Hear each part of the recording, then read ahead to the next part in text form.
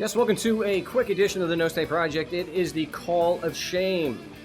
I know we haven't done this in a while, but this one, I made the time to get this one posted because it's good.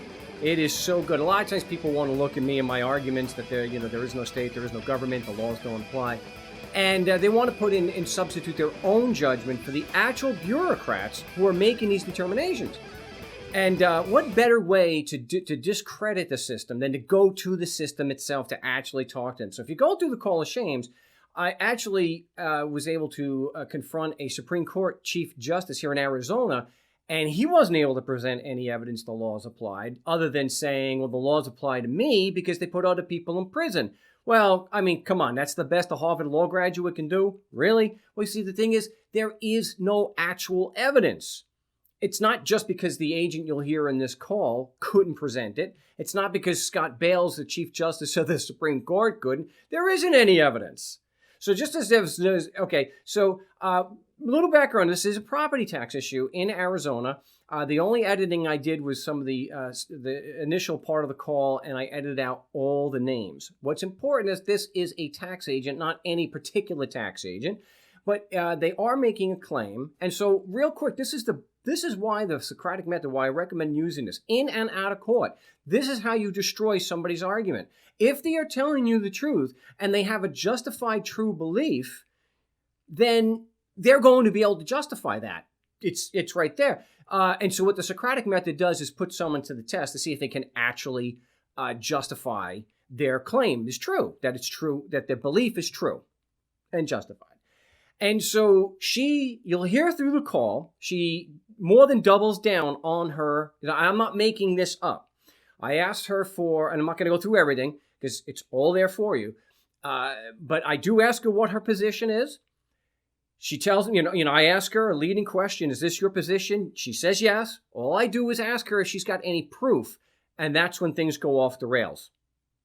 But I'll let you listen to that yourself. But she does accuse me of trying to bait her. And that is a very common thing where you're asking someone about their claim. They don't know what they're talking about. And especially a claim that can hurt somebody else. They don't care.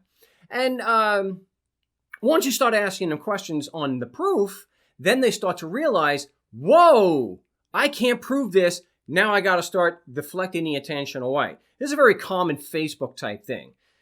That I went through recently. You just deflect the attention away from the question by asking another question. But I'll go through that in another video. But enjoy. It's only a few minutes long. And keep watching the video because I've got an update and some and some commentary when we're done with the actual call. Assessor's office. My name is Mark Stevens. I'm on with a client. I had a couple of questions regarding a property tax notice, and told me that you were the one to speak to about if a property tax notice was issued in error, that you would be the one to be able to abate or vacate the property tax notice. Is that true? Okay. And is that true? We'll see what the issue is. Let's see what the problem is first.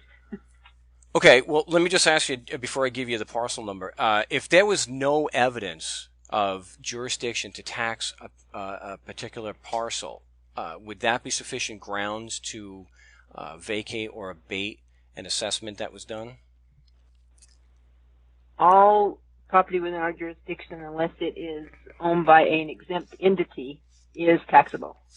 Yes, but I'm asking you, if there was no evidence to actually support that or to support the claim that there was jurisdiction to tax the property, if there was no evidence to support your claim, would that be sufficient to vacate or abate the assessment? I can't answer that question until I know what you're talking about. Well, you operate on the presumption, I think you've already but just to be clear about it, that if the property is physically in that part of Arizona, let's say County, if it's physically in that part of Arizona, then your laws apply and gives you jurisdiction to tax the property. Correct. Okay. Now, do you have any actual proof that that is true? That what facts would you rely on to prove that just because the property is physically? I think we're going someplace where I think we need to get my county attorney involved. We need. I mean, I'm not sure where you're going, but if you're going where I think you're going, then I need to have an attorney present.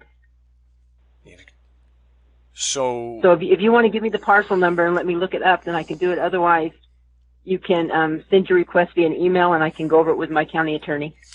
I will do that. I just want to be very clear on why you're doing that. Are you doing that because you don't feel that you are qualified to present facts to support your claim?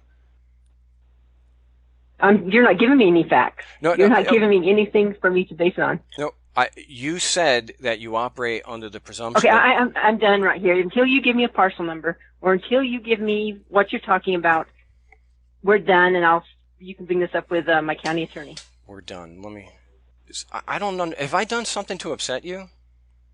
No, but you're trying to bait me into saying something that I don't know. You won't give me a parcel number. You won't tell me what the issue is. You're just saying, do I have legal right to tax somebody?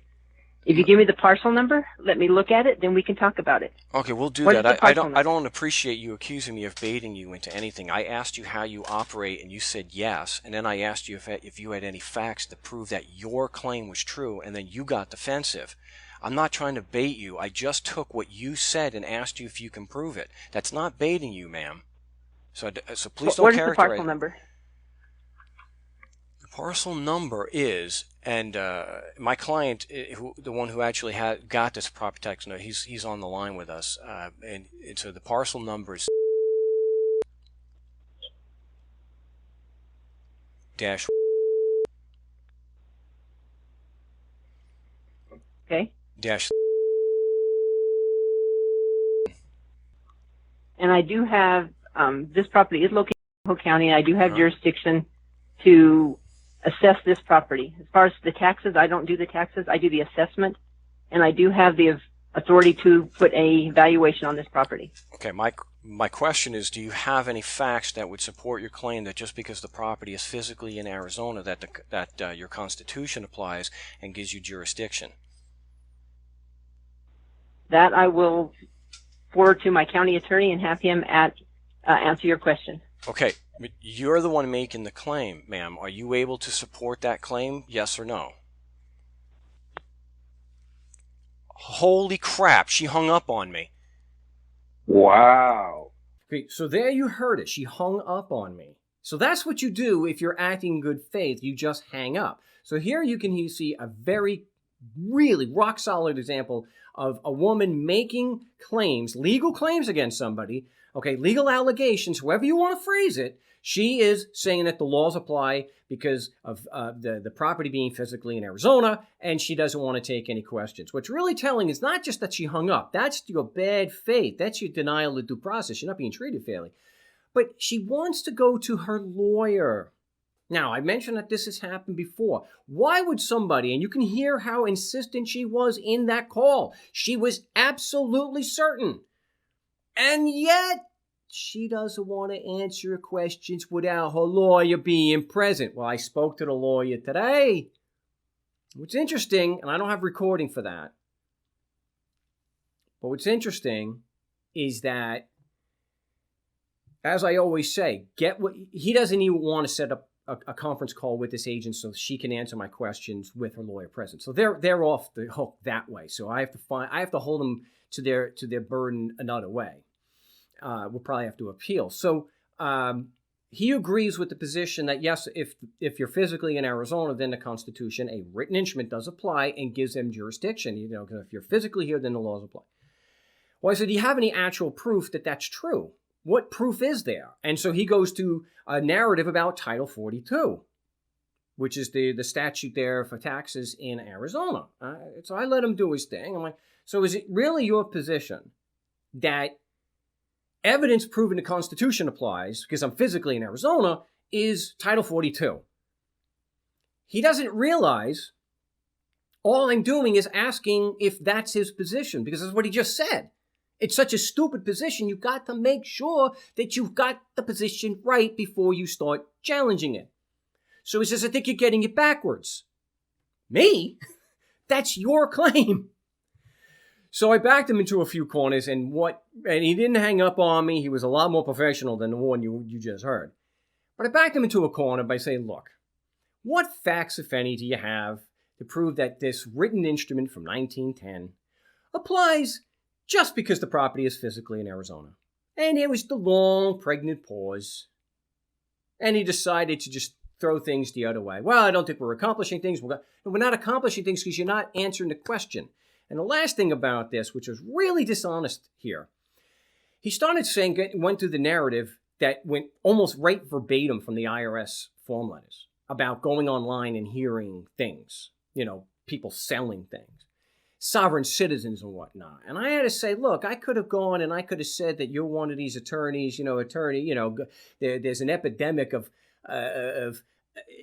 prosecutorial misconduct and withholding exculpatory. I could have tried to guilt you by association, but I showed you some professionalism and courtesy. I didn't do that. So I said, why would you try to lump me in with them? I have actual facts of your own employee or one of your associates making a legal claim she can't support. Those are the facts. And then she hung up on me. And so my proposition is because she couldn't support her claim is invalid and it should be tossed out, plus the bad faith. Now, if you have a legitimate argument, a counter argument to that, address the counter argument. Don't say, well, you're saying the laws don't apply and I disagree with you. I think you're wrong. I think when she says the laws apply, I think she's correct. That's not the argument. That's not the facts I'm basing it on. She made that claim, and then when asked, she had no evidence. So if you want to show that I am an idiot in that, or that I don't know what I'm talking about, do like what the YouTube commenters won't do and can't do. Counter the argument directly and show where the facts do not say that. Say, Mark, your facts are wrong. Or, Mark, your facts are right, but just because she couldn't prove it to you doesn't mean she doesn't have facts. But then you still have to deal with, then why did she exercise such bad faith and hang up the phone? See, that's one of the things you get on Facebook too. You get people who will call you a liar and will rant and say that you are not worthy of argument or a debate, and they're not even addressing the actual argument that you're raising. No different than what these bureaucrats do. But hey, we expect it from bureaucrats, and I should have been better. And even though, all right, we're not going to go into that. But I appreciate people listening. Share this. And if you disagree with me, if you think that agent was exercising good faith and that she could answer those questions, I spoke to her yesterday. She would not even indulge. She would, no, I'm not answering any questions without my attorney present. So, but if you think I'm wrong, call into a live broadcast and present your evidence. Let's hear your logic. Because dissent is always welcome here on the No State Project. So, until next time, salute.